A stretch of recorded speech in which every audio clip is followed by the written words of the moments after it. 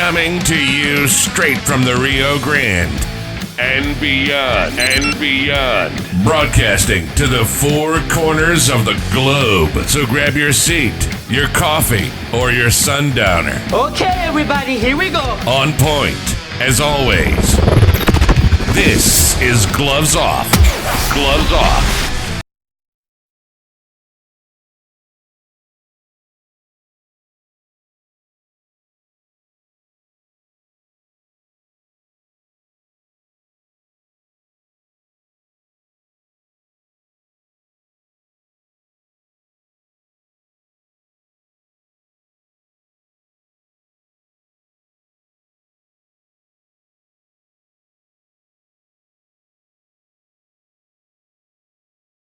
Back at you in Gloves Off, and today I have a great guest, Judge Jesus Garza, who also has a podcast named 24/7.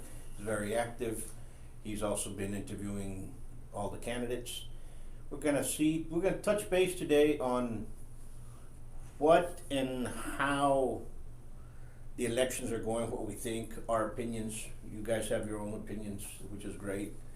We're going to give you our opinions, our experiences with dealing with campaigns. The judge has been in many campaigns for many years, and I've been involved with some as well. We're going to talk about those things that a lot of people do not see. And you see, most of the voters in Laredo only see the person's names, but they don't really see what's behind it. They can speculate, they can kind of gossip, but they really don't know who are the ones that have machines, or who have more in that. So we'll talk a little bit more of the city races and those that affect Laredo at this time. Judge, how we doing? Fine, yourself? Good to see you. Well, we're on the eve. We're on the eve already. What do you think? Well, I'm sure my opinion is no different than other people who are watching, or they probably are different in my opinion, because at the end of the day, there are no polls out there lately, and so we pretty much are running on what we see, what we hear. It's not based on scientific basis, but we work with our experience, and then we start determining, como vamos. To begin with, I don't see this, and I could be wrong again. We all could be wrong. I don't think there's going to be the turnout is expected, or at least the way city leaders wanted it, or community leaders wanted it to be at 85,000 people coming out to vote. There are not going to be 85,000 people. Maybe we'll get 64,000, more or less, at most. We had 58,000 just 2 years ago. So, please be aware that because of our experience, about 25% of people who don't vote in the primary end up voting in the fall. So, it's a different crowd that votes in the fall. So. Absolutely. See, a lot of, we're going to go Republican or Democrat. We're going to go with campaigns and what campaigns have done. We're not even going to talk about the mistakes they've done, and because we can get into that. I could talk about one mistake they made, if I may. Go ahead. The problem is that many of the candidates they did very little effort to talk to the people. They did not come out like they should. You'll have only a few candidates that went out of the way to talk to the people out in the streets, block walking, getting on social media, getting on TV, putting paid ads here and there, the way a regular campaign is. Instead, pretty much they put their name out there and just hope for the best. Yeah, no, I saw that in comparison to the other. We said we're not going to talk about it, but we're going to get into it right now.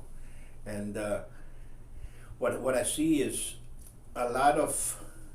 In the past, you had cliques, you had groups. Everything right now is splintered. The Democrats are splintered, the Republicans are splintered. We have more choices with the Republicans. They're coming out more, they're putting more candidates in there. Is it good? It's good and bad at the same time. And I'll say the good is that you're seeing now a more balance, and you can choose. But the bad is that they're sending people out there with no money. Yeah. And campaigns are expensive, and so you have candidates that meet all the political spectrum that's out there. Yes. And from the far right all the way to the far left and everybody in between, and which is good. You have to see everybody. There's a lot of good guys and women as well that I talk to, very cordial, very outspoken, very opinionated, very want change. A lot of good people are running. At the end of the day, it can only be one, right? Like the Highlander. But so we have some very, very contested races. We had talked about this several years ago, and I told you that there was going to be some issues because of that. They no longer trust their government, our local government. You see it now in the races. They don't trust the school board. You see it now in the races. Before, it's not about incumbents that are coming out, but people are out there. There's like 37 people, 38 people that are running for different elections throughout the city. And believe me, I did meet all of you all. I didn't see you all. If you still want to come out, give me a call. There's no big deal. You have to get your word out. You have to advertise. Well, what I'm seeing right now, there's a realignment in the political process here in Webb County in South Texas. Webb County obviously is what we're interested in because obviously we live here, but this is part of a bigger process where the Latino vote is making some changes with the Republican Party. However, I suspect that the Republican Party, if they stay within the parameters of being a moderate party, they're more likely to attract more people, just like the Democrats. If the Democrats get to be more of a leftist group, that they're going to lose some people to the Republican Party. I think to some degree, Henry Cuellar is correct that the sweet spot is the moderate position. However, but we won't know until 2 weeks from now, And we'll start, and we'll start with that race first, because we have a U.S. congressional race in our hands, and that race is between the Democrat side with the incumbent Congressman Henry Cuellar against Ms. Cassie Garcia on the Republican side. There's a lot of growth, but well, again, like I mentioned to you, I think that there's a realignment happening, and people are just wanting some changes. But having said that, I still think that Congressman Cuellar is very strong in Webb County. He won 13-1 pretty much, so I don't see that changing. I don't think Webb County is at issue here. I don't think the congressman is going to lose Webb County. The question is going to be the other rural areas, and I know that the Republicans have spent a lot of money, to some degree, not misleading the public. But having said that, I mean, you could say the same. I'm sure the Republicans feel the same way that Congressman Cuellar is saying, that he's probably misleading. But and I'm only talking about Webb County, because that's where I'm at. Webb County deserves to get the parties or the candidates to come to Laredo. And if Cassie Garcia came in for a quick visit on a Sunday afternoon with Senator Ted Cruz, that's all we got out of her. But you could do the flip page about President Biden. We haven't even gotten that from President Biden about immigration. So, I mean, esto nunca se acaba. I mean, we can find stories on both sides where, things happen like that. But at the end of the day, based on the polls that I've seen in San Antonio, Washington, D.C., Henry's going to take it by no more than 3 points. Yeah. And that's still very close because there seems to be a trend towards the Republicans in the last week or two. So that will be closer, and who knows, it might be a surprise. To me, and I'm going to say it this way, and I do agree with you, the Republicans have forgotten about Laredo and Webb County for many years. Okay, they come here for an hour or two and then they leave. Yes. They think that if they come out here and they give a free brisket taco, they taco. You know what I'm saying? They're going to get votes, and you're like, she ain't going to happen. She came down here for merienda, and at least she came by and found Laredo. But some of the other ones haven't even shown up. And I can make the list. Some of them, there's other candidates who haven't even come by. Yeah. So. But on this race, you say that Congressman Cuellar is going to win by. Well, I think we're talking again. He's going to win Webb County. There's never been. I don't think that there's been an issue by even the Republicans winning. However, they want the margins because the margins. Remember, he won by 277 votes. They want to be able to chip away the liberal vote. That many of them are not going to vote for Henry Cuellar. I don't understand why they're not going to vote for him, because that's still their standard bearer. Because if Jessica Cisneros ever decides to run again, the conservative Democrats are going to do the same thing to her. Well, so, that little game doesn't end well at the end. I heard that.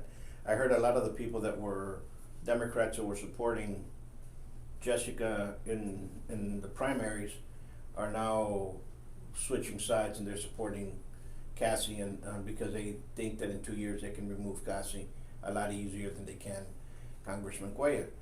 If they're playing that game, and that's what gives me the thing, whoever wins this race wins it by 4 points, and that's tops 3-4 points. Right. And But my support goes out to the congressman. Well, my support, but even looking at it, my support is with Congressman Cuellar. He's done a lot for our community. Sure. He's brought in a lot of millions of dollars to his community. You see him pretty much every day on the paper or social media. You'll find him somewhere in Laredo. So, and I'm only speaking about Laredo, not speaking about Zapata, I'm not speaking about other areas, but at least for this particular area, Congressman Cuellar has been there. And we've only seen Cassie come to Laredo once. That's the problem. But having said that, you know, the congressional district includes other areas, and so, you know, it's going to be a tight one. But at the end of the day, he should be able to pull it off. But it'll be a tight one. To me, my support's for the congressman, but this race is up in the air, and whoever wins it by 3. And I think that the Republicans might pull it off. The Democrats might pull it off. Right now, it's a coin toss, and it's up in the air. And because there's a lot of that extreme left and extreme right are going with Cassie. That's the only reason that I say that. Now, on the next one, we got the state races. Let's go with Texas, with the Texas Senator, Miss Judah Safarini, who is the incumbent. She's running against a Miss Julie Dogberg, if I'm pronouncing her name right. How do you think that? Well, I mean, I know Ms. Julie Dahlberg. She's a very competent person who certainly will do a good job. But having said that, we have to be realistic again about Webb County. Webb County is primarily a Democratic Party town, and the senator has done her part in terms of bringing monies to Laredo, has made herself available on a daily basis. And that, again, this incumbency does help. And the fact that she's a Democrat, that she should pull it off. There shouldn't be an issue there. Absolutely. Again, my support's for the senator, and I think the senator will pull it off. Yeah. And I think the senator should pull it off with over 60%.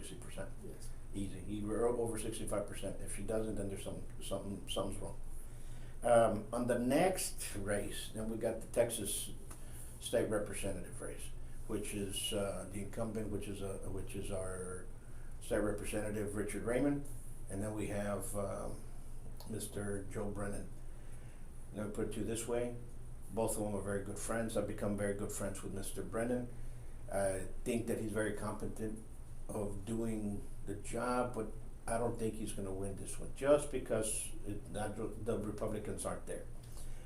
My support and everything will be more for Raymond, but I think that Mr. Joe Brennan, you're going to see him again, and I think he'll be an excellent mayor, or he'll be an excellent commissioner, or he'll be an excellent in those positions, which I think that's the position that we should get him for. Understand? The reason I say that is we can't just throw our names into races. We have to think about the ones we're gonna win. That's the way I look at it. You know, if I would think about running, which I don't want to, please, you know, I could care less about political races in that sense of one throwing name in there. But I will support people that are good for that position. You have to get people that are competent in running certain races and are able to get it. Well, I think Mr. Brennan certainly has the integrity and the competence to be able to do that. However, again, I go back to the numbers. The numbers is the machine's not there. 13 people voted Democrat this summer, this fall, this spring, to one Republican. So if the Republicans can't get more than 1,500, 2,000 votes, they can't even get off the gate.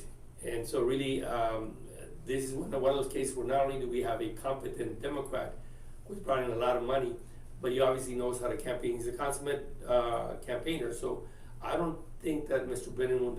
I'm sure Mr. Raymond's going to win this one without an issue. But having said that, though, I think there's still room in the future.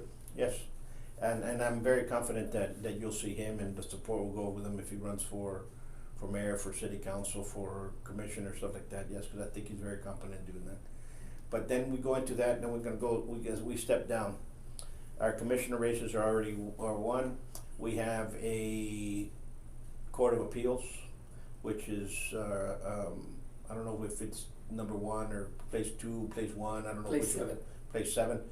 And we have the Honorable Becky Palomo, which is running for that. And then you have, I don't even know who the other one is. You know what, her name escapes me right now, but she's been heavily investing money in the northern part of the district, which is Eagle Pass and Hondo and those areas, to get the vote out for her. And Becky, of course, I know Becky, she's a friend of mine, and she's a very competent attorney and judge. And again, if you look at the numbers of Webb County, if you look at the way, again, we're basing everything on the last voter turnout. And of course, Sure. it will be different this time around, because 20% of the votes that are coming in this fall did not come in March. Sure. So that will change the dynamics. But I don't foresee having an issue there. I really think that the judge, Becky Palomo, will win for re-election. And however, again, the northern part of the district is what's going to matter. Yeah. And that's where the other judge is. By the way, she is sitting down right now as the justice at the Court of Appeals right now for the last 2 years. Sure. So I'm sure she's been doing some campaigning in other areas.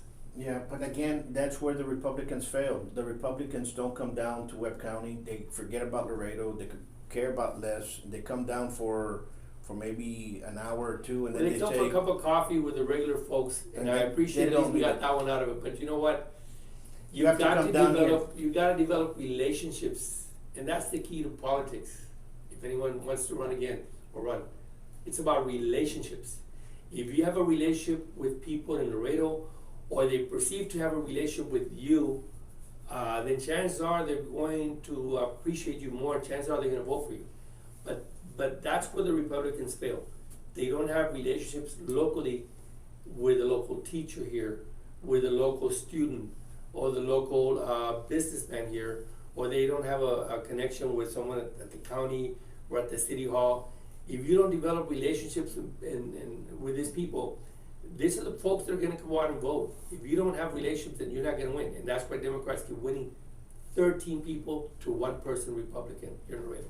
And that's going to continue. And in the runoff, it was 17-1. Yeah. So in the runoff after the primaries, it was 17-1. So 17 Democrats came for each Republican. Unfortunately, that's just the way the numbers are. So you can't get mad at somebody if the numbers are there. You just have to understand the numbers. You have to know how to play the game. And you can't go into, I don't know how to play poker. If I go to poker, they're going to beat me. Then they're going to beat you a couple of times. Then you're going to start picking up, oh, that card does this. Oh, if I hold this back and put it in the next one, I can do this and this. Then you start learning. And right now, I think the Republicans here in Webb County are in that learning process. Laredo is still a little bit different. I give credit to Luis de la Garza for trying. I know him. Obviously, he is trying. He's done a good job. But again, this is a process that takes about 5 to 10 years minimally to become competitive. It doesn't happen overnight. So we'll see if they decide to stay on. Yeah, well, I think it's going to change. I think we're going to start seeing some more people start pushing. People need to get involved. People need to get involved, period. There's a lot of wrongs that are being done. We have to remove that. There's a lot of fights, and people are standing up there. And you see it with the number of candidates that are out there and saying, you know what, I'm tired. I'm going to run. Why are you running? Well, I'm going to run because I want that change. I don't like what I'm seeing.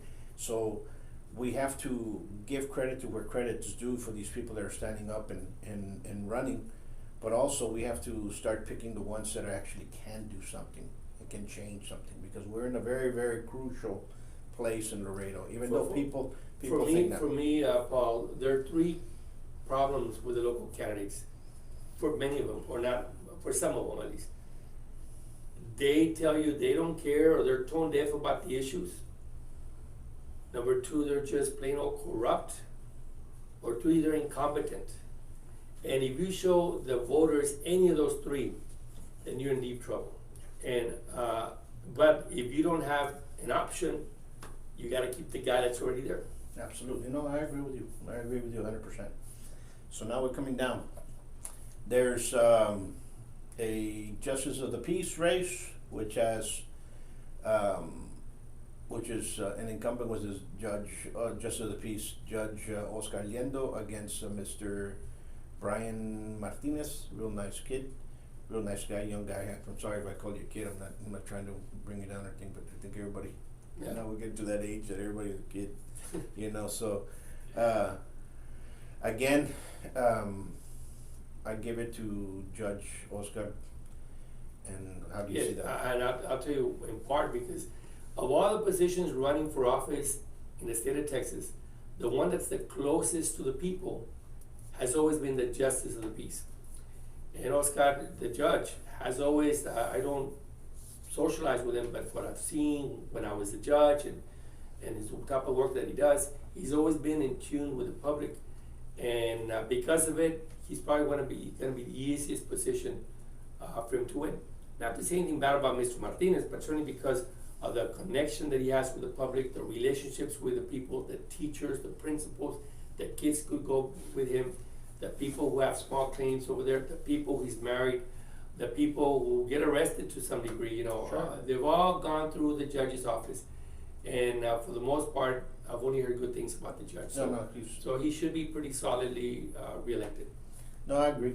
And you see, that's where the studying, and this is towards Luis de la Garza and the guys in the Republican Party. You guys are doing a great job. You guys bring great energy in there. Thumbs up, okay? But you guys have to start studying your candidates. And I don't say this in a bad way because you might say, oh, Paul, what does he know, blah, blah, blah, blah, blah, whatever. Okay, but I'm seeing it from the outside. And I'm seeing it at a different position. You have to, and I'm seeing it with taking many people into competition. This is the competition. I'm not going to take somebody that never even stepped into into Golden Glove competition. He's going to go for the first time, and now I'm going to fight him against the top dog. You know, Triple G or Canelo, and say, you know what, he's going to win. It's not going to happen. You need to build him up. You need to have everything behind him, including money. And so, just by throwing people out there, because we're going to go out there because we're going to be going to a convention, that's wrong. Don't burn people, because some of these candidates can actually do some good. Yes. And if we find them a right position, maybe a JP's not right, but you know what, school board over here, let's go after that one. You know what, maybe this is not right. Maybe LC board, you're better for that. Let's get that going. We need that. We need that young blood. But don't get me wrong. Don't take it wrong, because you know you guys are doing a great job. Okay? Well, yeah, they are. The thing is that it takes time. Yeah. It takes time and it takes money, and the Republican Party needs to find where Laredo is. They need to find Highway 35 goes all the way to mile number 1, which is the bridge, and they need to spend money. And if you don't do that, and again, they're playing the game that the Democrats play. That is, this is not my area, therefore I'm going to concentrate where my area is at and make no inroads to try to make inroads. That's what I've always said. I mean, if you're a Democrat and you have issues with the Republican Party and their base, and you want to tell them the truth about what's going on, get on Fox or get on Max. I'm not sure the other name of the network. But get on those other networks. Talk to the people. Just like Republicans should get on MSNBC and should get on CNN. So that way they can talk to the people who are just hearing one side of the story. Because at one point we are polarized, and we need to find people who are moderate to get them, to some degree, to talk to the other side. We need to get people that are competent and go back into that. Number one, I think we have to go term limits, and that's number one thing that we have to do. But that's on a different subject. We're going down now. Now we're going to talk about Laredo Mayor.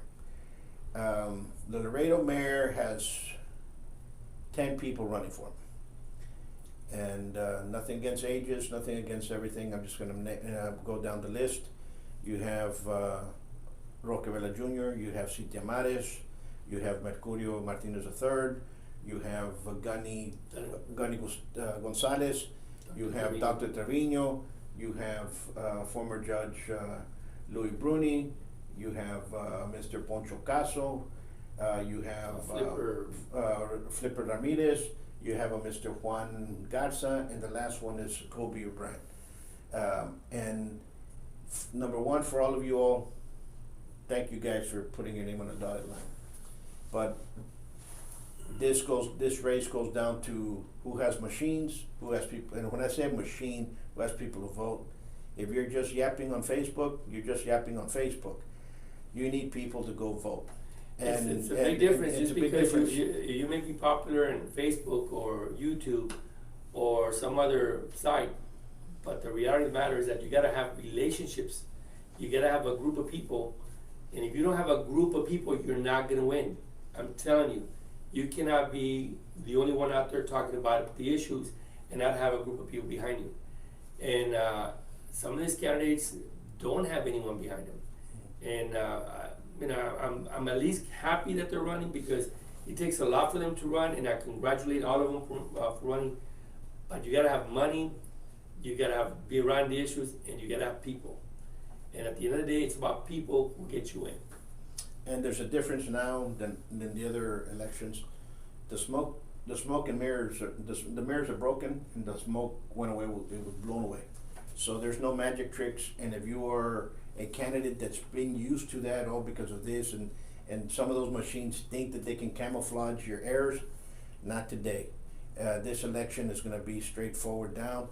This election is going to be a runoff election, and that runoff election is going to go in there. This is a very crucial election, and this is an election that many people are watching to see if they're going to invest in Laredo or they're not going to invest in Laredo. It's true. And this is true. It's true because Laredo has a lot of problems, has a lot of issues that need to be dealt with, particularly the issue of the chaos.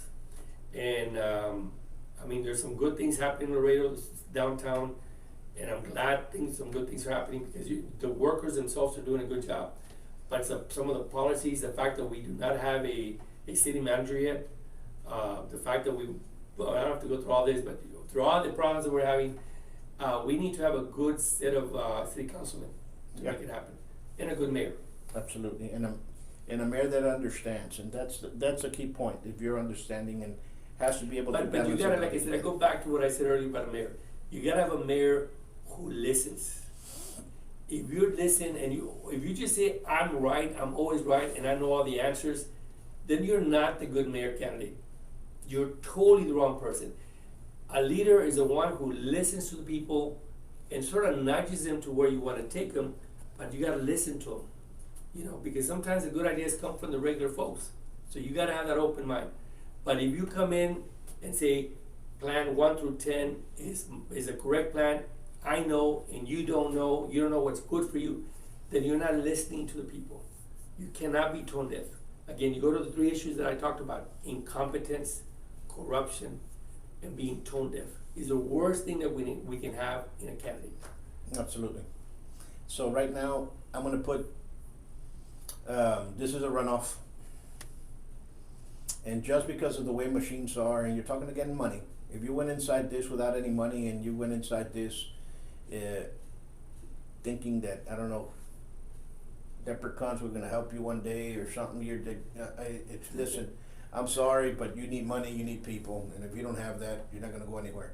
Got some great individuals, and some individuals that are just going to be, in there. Some individuals that have talked to me and said, man, I didn't realize there was so much in there. Again, study. You have to study the moves before you just jump in and say, I'm going to be, this is what I have. To me, I see a runoff between Roque and Mercurio. And then you're going to see people taking sides, and then after that. So I think that's what's going to end up happening. Even though there's many people that say, don't count Miss Cynthia Mares out. But to me, I go with Mr. Roque Vela and Mercurio Martinez. I go back to what I know, my experience. There are no polls, by the way, so nobody's right or wrong here. Pretty much, we all are assuming we have our own opinion. But we did one poll that Roque won. Right, but I think that reasonably I could say that I'm going to stick to the top 4, and I don't know which will be the winner at the end, but they're more likely that Cynthia Mares will be there. Obviously, I think Roque Vela has been there in the very front from the very beginning, whether some of us may like it or not. He has been, I think, has been leading the charge. I think that Dr. Trevino has, because of the fact that he was in charge of the pandemic to some degree, a lot of the older folks are supporting him, right or wrong, but there's a lot of people who support him. And of course you got Mercurio, because obviously Mercurio Martinez III, because his father obviously very well respected, and Mercurio is a city councilman. So to me, those are the top four. Now, we could always be wrong, and I never close the possibility that we could be wrong. But again, we're basing it on the fact that, on the history of all those four people, on what we're hearing out there in the community, and we're talking about the neighborhoods, and we're talking about over here at the mall, and we're hearing it at the schools, and we're hearing it at the bank. Those are the names being mentioned a lot. But the reality of the matter is that there are no polls out there, so we don't know who's going to come out. But it is more likely that those people are more likely to come out. Not to say that the other ones can't make it. I remember when Mercurio Martinez ran for county judge, and he was a heavy favorite back in 1998. Heavy favorite. Out of the blue came Louis Bruni. So, Louis Bruni won as the county judge, and we're all wondering, well, how did it happen? Well, there was obviously there was a movement towards change, and obviously Louis Bruni met that criteria. So it's always possible something would happen. Yeah, no, you're right. I picked those two, but the other two are players in there. You have this administration, and I say this administration and those that were involved with this administration during 2020, it's going to come back and haunt them. But Mercurio, as a councilman, he was one of two that said we have to take care of the small businesses. So I know a lot of small businesses are paying attention to this. Yeah, definitely. And a lot of them are saying, you know what, we're not going with that person, and we're not going with that person, Yes. we're not going with that person because of this. And perfect example would have been Nelly Viedma. Yeah. Nelly Viedma was very active in the community, and she was very much involved during the pandemic. But my experience has been that anybody who's involved in the pandemic actively, directly, has lost all the elections in Laredo. People want to change the page. They want to move on from the pandemic. I said that alongside with you, that the bat flu is going to catch up to everybody during the elections, and we have Because of all the actions that Yeah. were taken. And guess what? None of the council members that were there during 2020, the majority aren't going to be there around anymore. The only one that's still active and running for mayor is Mercurio. Everybody else is gone. So that administration is not there. So either they got removed by choice, or they got removed by vote, or they got removed but they're not there anymore. And granted, what happened then. We're in a new page, we're moving forward, and people aren't going to let that happen again. That's right. But now we go into city council. We go with city council District 1, which you have four people there. You have Mr. Gilbert Gonzalez, we have Ms. Patti Tijerina San Miguel, you have Ms. Gigi Rodriguez, and we have Ms. Maxine Reveles. Maxine, when we had the demonstration, she said she was going to pull out because she was kind of being coerced to go inside, and she came here, and I felt real sorry about her. I thought she was going to pull out, but again, I said, and again, it goes down to money.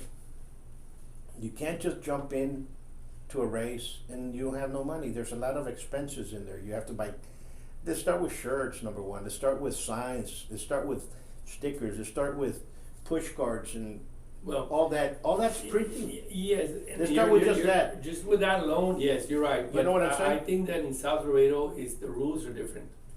What matters in South Laredo, and again, because I don't live in South Laredo, but based on my experience, that doesn't mean that I'm right. That's just my view. Your family name matters, and what influence can you bring to the table? What can you help the group with?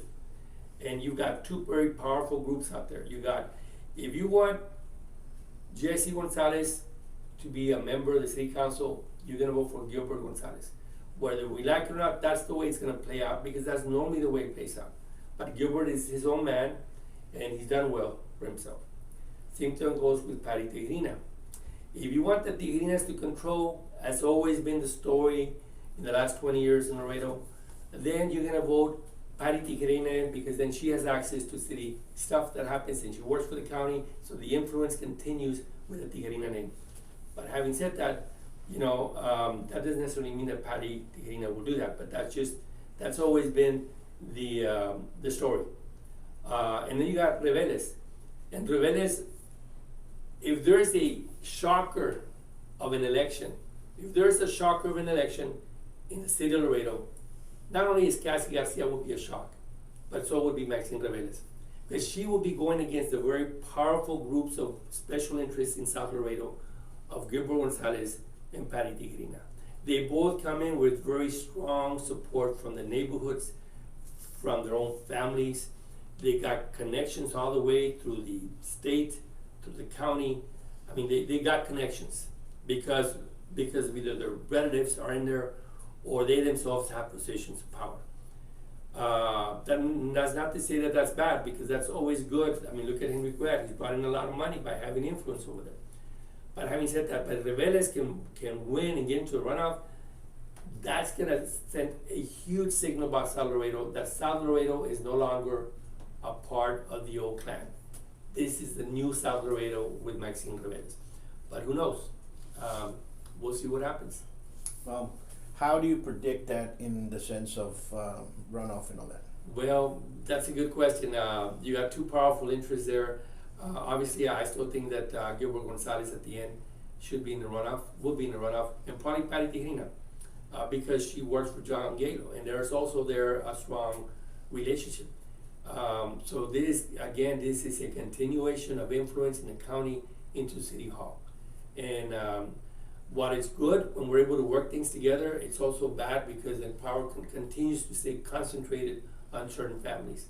And sometimes that's not good. Sure. I look at this, I see Gilbert being in there, and I see Miss Patti Tijerina, and with Gigi coming in as a 4. And let me mention, I did not mention Gigi. Of all the candidates, if you want to look for a moderate position, it would be Gigi. Gigi would be the right balance in terms of not being a part of a family that is very well known in South Laredo. So that she would be the one that I would say to you would be the moderate position. But because she's married to a UIZ board member and the UIZ is embroiled in other issues, that may weigh her down. But Gigi certainly is a player here as well. Yeah. So to me, I think that's where it is. I think I see Gilbert there, and then I think I see Patti and Gigi fighting out for the next position. And the reason I see that is because I saw Gilbert's campaign just in the last week or so just take off in comparison to the others that kind of stayed back. But I think that's where it's going to be in there. And whichever way you get, whichever one of those three ends up in at the end, I think you're going to have a good head on your shoulder there. You're going to bring in some other ideas that are coming into play. We'll see. Now, I think all four of them will bring new ideas to the community, and I think that yes, they do come with certain interests, but like I said, they're their own person, and I think that they hopefully, and I do expect them to come with new ideas for the city, because what's happened the last 4 to 6 years has not been good for South Laredo. The water situation should not have happened, and we can point a lot of fingers, but I point a lot of fingers to South Laredo politicians, because North Laredo politicians saw this coming and they did what they had to do to take care of the north side. South Laredo politicians came in after the fact, after all this happened, and said, why is it happening over here? Because over the last 4 to 6 years they had an opportunity to fund all those projects, and they just did not pay attention to their district, in my view. and the water issue is one that's coming in, but we'll talk about those issues after we finish. Now we go to Laredo City Council District 2. You have Ms. Daisy Campos Rodriguez, and then you have Ricky Rangel. Both of them come from powerful families, and good. Once more, there's only those two, and I'll give my support and my vote. Will go to Daisy. She seems to have her head on her shoulders. She's a person that says, this is blue, it's red, it's green, it's green, not wishy-washy. And that's what you need. You need people that are going to stand up and say, you know what, this has to be done. Well, I would agree with you. In fact, I tend to agree with you about her. However, the fact is that she avoided many of the platforms of many of the debates. And Mr. Rangel did show up for many of the debates, or some of them. And so and because of the fact that Mr. Rangel is related to other families, I think Mr. Rangel is in a very good position to win this one. But again, South Laredo politics is different than the rest of the city. Aquí estamos hablando de las familias y quién tiene más gente, quién vive en South Laredo más, quién tiene más gente viviendo en South Laredo. The connections of families are very important. The relationships are what matter there. And so we can put a lot of TV ads, but those things really don't matter. What matters there is your relationship to the neighborhood. Absolutely. Yeah, you're absolutely correct. And after that, we have Laredo City Council District 3. Here you have several people running. You have Ms. Melissa Cigarroa. You have Mr. Abraham A.B. Lugo. You have Mr. Perez. I don't know if it's Gustavo Gilbert. No, Perez. Jerry Perez. Perez. Sorry, Jerry Perez, and then you have Mr. Eric Wickstrom. Well, here it's gonna be a runoff. Okay, I've seen people take off on different occasions and campaigns, but the one that's been having a steady lead is Mr. A.B. Lugo. So I'm gonna place Mr. A.B. Lugo inside the runoff. And then it just depends on people who they know there. Mr. Eric Wickstrom, they're all families that have people there in that area, that live in that area, that have family members that live in that area. Who's gonna go out there and walk? What other baggage you bringing to the table? Are you bringing into the table, like Ms. Cigarroa, she's bringing into the table, hey, I'm also part of the group that wants to bring in a binational park that's going to cost up to $1 billion, and they don't know how we're going to pay for it. I think they're talking about 300 million or more. Well, But it's still a lot of money. It's from 200 million to $1 billion. Yes. It's a lot of money, and I think people are tired of that. We just ran a poll on that, and that was the lowest of the interest of the people that were there. The first one of the poll, we'll talk about that because I'll show it at the end. That's another issue. And but I think she can be in the runoff, but I also think Mr. Perez is running pretty hard. I don't. The one that I say it's already inside the runoff is Mr. Levi Lugo. The rest of them are fighting to be into second place. Eric Wickstrom's a good friend of mine. I've known him since we were kids. He's a small business owner, one that has Eric's Pizza, has parties. Everybody from that area goes there. It's kind of like, you know what I'm saying? So again, we've got the families. So it's gonna go up there in friends and clans, and who has a crew, who has a tribe. That's and right. That's gonna be the end of the day. Who has good pizza. Yep. I would tell you that Mr. Wickstrom has, he's very well known. Yeah. In the neighborhoods, and while I don't necessarily put him in terms of putting him in the runoff, I think that keep an eye on him because he's going to take some energy away from the other candidates, and that may affect who comes out on top. Yeah. I did notice Mr. Perez has surged lately in terms of seeing a lot more enthusiasm in his campaign, and people are saying they're going to vote for him. But at the end of the day, it's I got to go with what I know and what I see. At this point, I see Ms. Cigarroa and Abby Lugo as being the top two getters, with Mr. Lugo probably getting the most. Yeah. I'm a little bit surprised that Ms. Cigarroa has not, maybe they're just going on the name, I don't know. But she hasn't been as public as I expected her to be. But I think she'll be in the runoff, and I think she's in a position to better explain the issue of the binational project later on in the runoff. And because I've met her, she's a very, very, very nice person, and I think she has the right temperament to hopefully. I think she can bridge people together in terms of the city council. I think she has what it takes for that. But if you look at Mr. Lugo has been running for the last 4 to 8 years. He has a big family out there, and he is a DPS agent and a peace officer, and he also has a good demeanor in terms of getting things done. I think Mr. Rick Wickstrom has the same way. We Yes. look at it that way. But all in all, that's what we put it on in there. So now we're going to go to the next one, which is Laredo City Council District 6. That one it's kind of like deja vu, whereas a lot of the people that ran the last time are running now. You have Rafael Dueñas running. You have Fernando Baldasso that's running. You have Rick Laurel that's running. You have Dr. Taylor King, and you have Mr. Vish Vinswani. And so you have some good people there. Then you're going to go into machines and sites and where everybody's at. Yes. And I think that's going to be the people in there, people that I see working it and busting themselves forward. I see 3 people. I saw the doctors take off and all of a sudden just kind of fell down. Then I saw Baldasso just take off, and then I saw one day I drove over there and I saw a bunch of Vish signs all over the place. And now I'm seeing Mr. Laurel's campaign take off.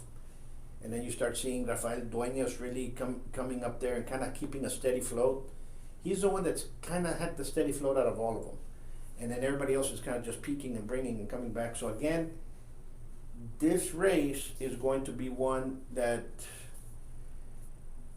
I put it this way, there's 3 people fighting for the first 2, the top position, and the names that I keep hearing is Fernando Baldasso, Rafael Dueñas, and Rick Laurel. And those are the 3 names that I keep finding out for the end.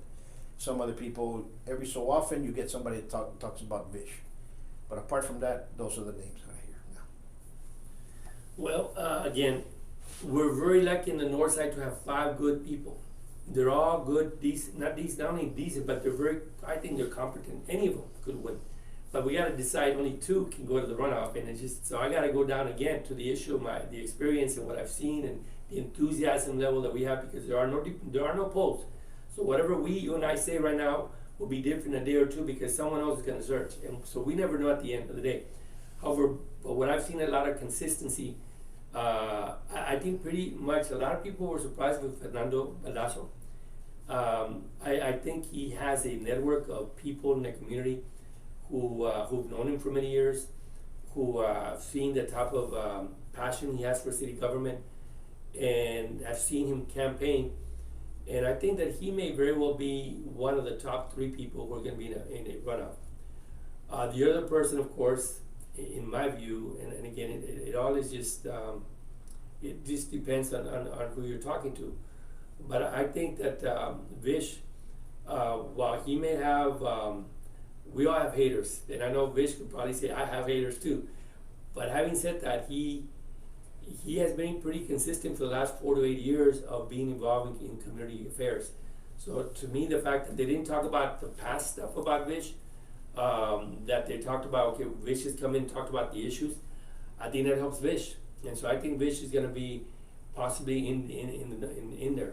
And finally, the one that's always been consistent all the way through has been on top of the line as far as I'm concerned, or probably for sure is going to be on the list, is going to be Rick Laurel. He's shown to me that he has also the qualifications to be a good councilman. Again, we can talk about Dr. Martin Martinez saying doing this and that, but the north side plays a very important role in the city council mix. It's always been the city council mix in North Laredo has been very conservative, has been very accountable, and everything they do is public as compared to other areas of the city. Those people are elected by the actual voters. They're not voted in by families. It's by actual voters, who has the most voters on that day. And so I think that there people look at their competence, and they look at their ideas, and they look at what they think this person can bring to bridge this group together. And at the end of the day, while we may say that 1 or 2 of them are problematic, I think that those top 3 will more likely be in the runoff. That's Baldasso, Vish, and of course Rick Laurel, who I think will be on top. Okay. Well, we differ there, but it's all different because again, there are no polls, and it's just what we feel, what we hear. On the poll we got, the one that we did, the one that came on top was the doctor. We did it a while back. Yes. It was the doctor came up, and then it was Rafael Dueñas afterward, I believe. And so you look at the. See, you if I look do at this, things. certainly, I think he, when you look across the board, he also has a very good trajectory, very clean trajectory. I think the public will want to hire someone like him because he I think not meets the criteria, but he reflects the thinking of the North Side.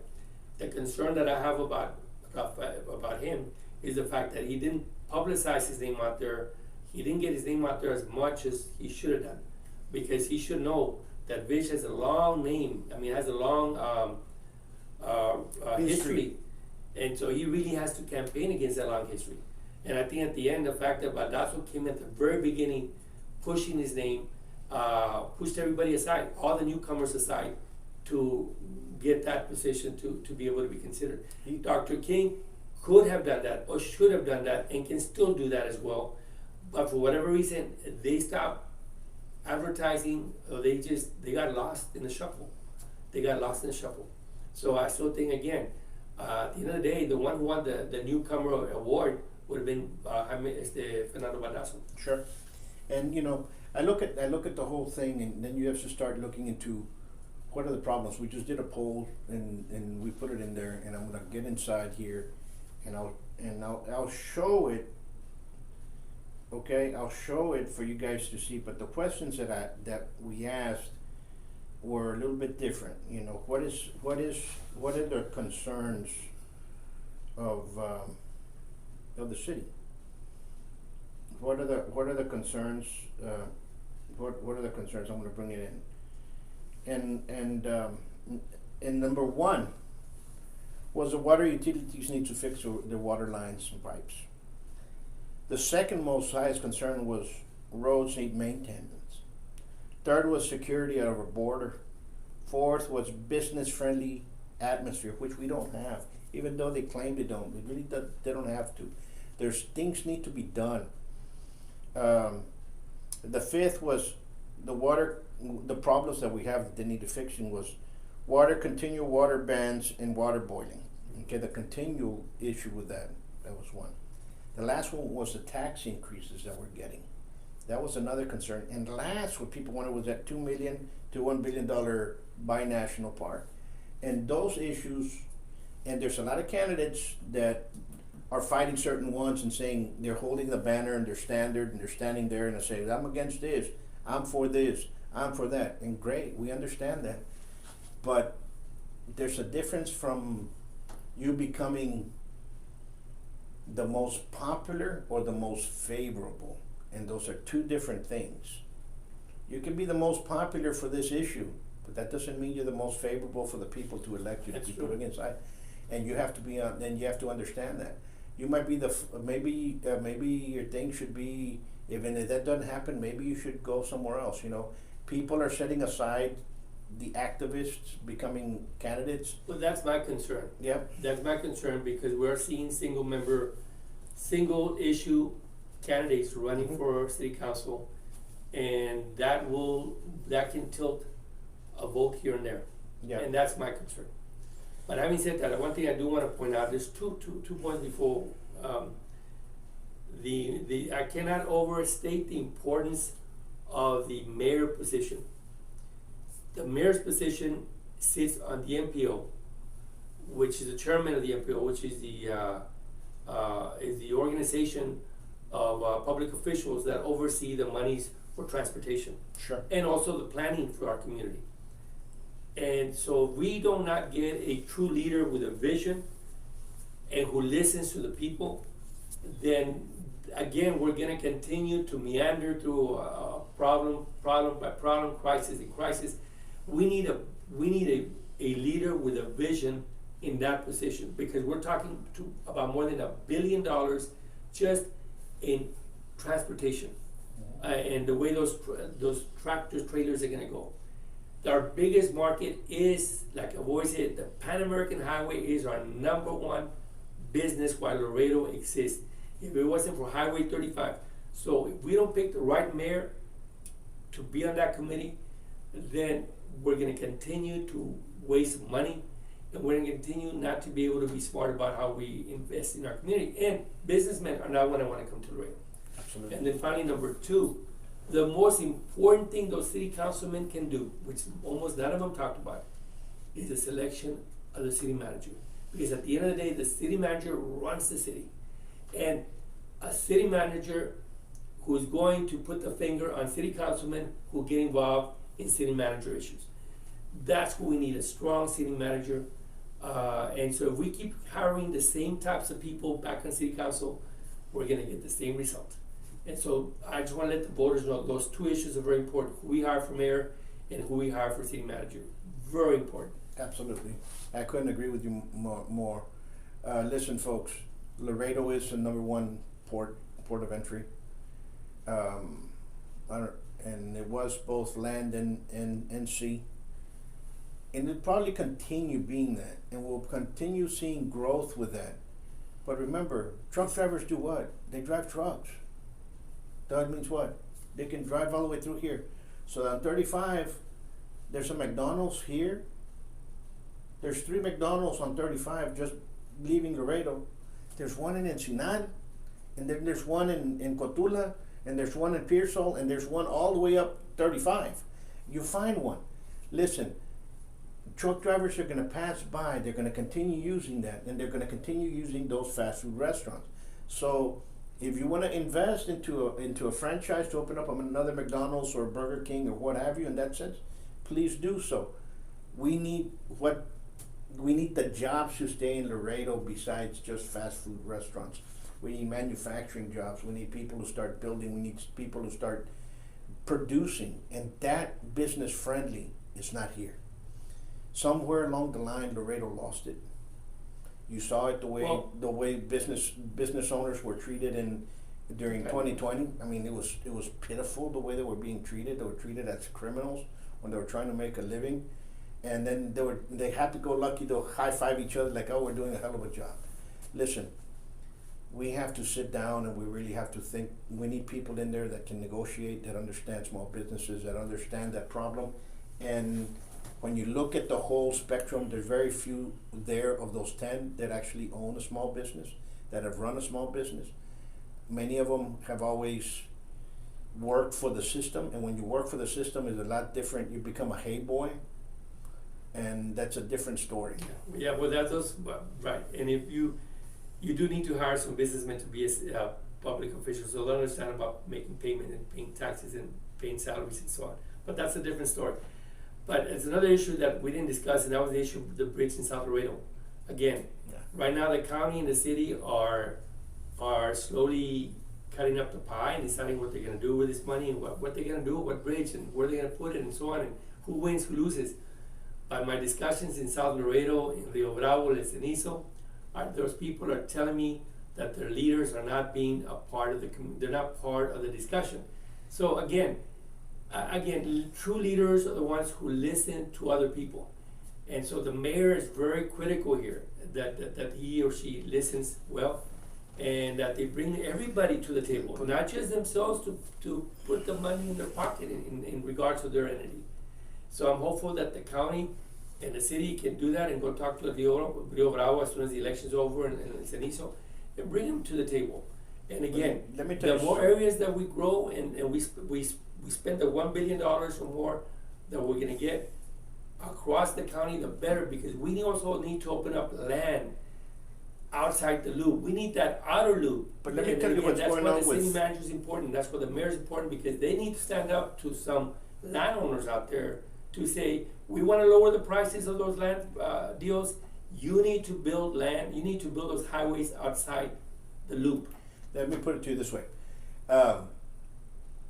Cenizo, El Cenizo, is already asking to put a bridge over there. This was last week, 2 weeks ago. They're already asking to put their bridge through there. They're bypassing Laredo and going straight forward. Hey, we can do it here. Well, the state is trying to build. You know what I'm saying? Yes, the state is trying to build the wall. So Laredo's going to be arguing with the county, and El Cenizo's going to take their. And guess what? El Cenizo's going to grow, and it's going to grow into a fine community. It has to happen, and And what's going to happen? – This administration here, another issue was thrown out the window, and now El Cenizo's taking care of it. And I'm not saying we should say no to El Cenizo. El Cenizo's probably gonna beat us to it, and they're probably gonna get it. And guess what? Because it's another city, it's another municipality, and it's gonna grow. And that's what Laredo lost. But this is going to be the problem with the Cenizo Rio Bravo. If and when they ever build the bridge, the federal government is going to buy acres and acres of land all around it to build the infrastructure. And they have no choice but to buy land from Rio Bravo and El Cenizo. And by buying that land, it's going to make their tax base smaller. And when that happens, if they don't do well with that money, they're going to go bankrupt because that tax base isn't big enough for them to pay their expenses to run the cities. So I've told them, based on my conversation with some of them, is that you need to be on the table with the mayor and the county judge and say, look guys, you all can't cut us out because our future, the future of El Cenizo and Rio Bravo and the communities around that area are at stake financially. Because if you buy the land, which is the federal government is going to buy some land, they're going to buy up some Rio Bravo land and some El Cenizo land, which is going to take away from their tax base. And we're talking about 10-20% minimum. If you do that, it's bad enough that they're barely making it. You take 10-20% off the table, it's going to make it tougher. And I foresee, and I could be wrong, but I do foresee possibly Rio Bravo and Cenizo having to merge into one town. Or they're going to have to get serious about fighting to get onto that table to get a fair share of that money. Well, they might do it with the county, because what's going to happen here is the attitudes that we've seen with this administration. It's going to go down, and if they do it from between now to January, it's a different story. Because the mayor's race, all the races now, except for one, it's going to be a runoff. So we're looking at getting somebody inside in mid-Christmas, maybe. So we're already losing 3 months down the road. Well, people can get it, and it's the fear. Those guys are out there, they're going to go try to get it. And good, bravo for them. And I hope they do it to teach us one more lesson, that we dropped the ball on another thing, and what are we going to do about it? We dropped the ball with the water projects. Everything the grants that were filed with the state of Texas. I mean, geez, no, it's over and over and over, and then they turn around and say, see how great we're doing? You go over there and fly a kite in your park, And I'm sorry, but it's funny. I mean, go with your favorite councilman, bite a hot dog. I mean, you're like, really? Let's do something. Well, again, what we need to get from a mayor is vision and leadership. I agree. And be able to negotiate things for the betterment for the community. And they got to listen. To me, it's very important that they listen. You can't come with an attitude saying, I have all the answers. Not going to work. And folks, we'll tell you this is our opinions. Sometimes we get frustrated over this because we see people doing the same mistakes over and over and over, and they've been doing the same mistakes constantly. You're just like, really, you're going to do it again? Well, there's one way to learn. You can continue making mistakes, and then all of a sudden you say, oh man, I've already done it 15 times. Maybe if I do it this, it's going to be a different one. Or you can listen to somebody that tells you, you know what, you just made that mistake. If you do it this way, it'll be a lot easier, so you save all that time. But one example is the Tecolotes and unit trade. That I'm not going to talk about it. This is not what we're here for, but that's an issue that should be negotiated. But it's not, because there's no leadership in that council sufficient to be able to bring it together and resolve it. We don't have no negotiators. See, right. We have several people that are. And again, you got some that aren't going to be here. You can't be liberal and you can't be a right winger. You gotta be in the middle to be able to bring the most people to negotiate things. At least that's my view. Yeah. Everyone's different. I mean, a businessman wants you to be in the middle, by the way. A businessman does not want a right winger or a liberal in there. They want people who are stable. And so that's what we should be shooting for stable individuals. Absolutely. So, folks, there you got it. We need people in there that can actually negotiate, because there's so much inner petty politics that are going down with this administration that it's pitiful. It is actually hindering us. Even though I don't know what tea they drink or what, because that tea gives you some kind of. It's got to be the water. They don't drink water. We're the ones that drink water. We see everything. Yeah. But other than that, guys. But I have high hopes that we will pick the right mayor, whomever he or she may be. I like to think that I'm not really as concerned right now. I mean, I am concerned, but in the runoff period is when we really need to ask the tough questions. Because definitely they're going to be taking the lead. We want to know where they're headed, where they're taking us the next 4 years. And the city manager issue, as soon as that city council settles in, we need to have normal, not normal, I guess that's the wrong word for me to say, but certainly reasonable people to come with a reasonable manager who can and be left alone to be able to get the work done. Absolutely.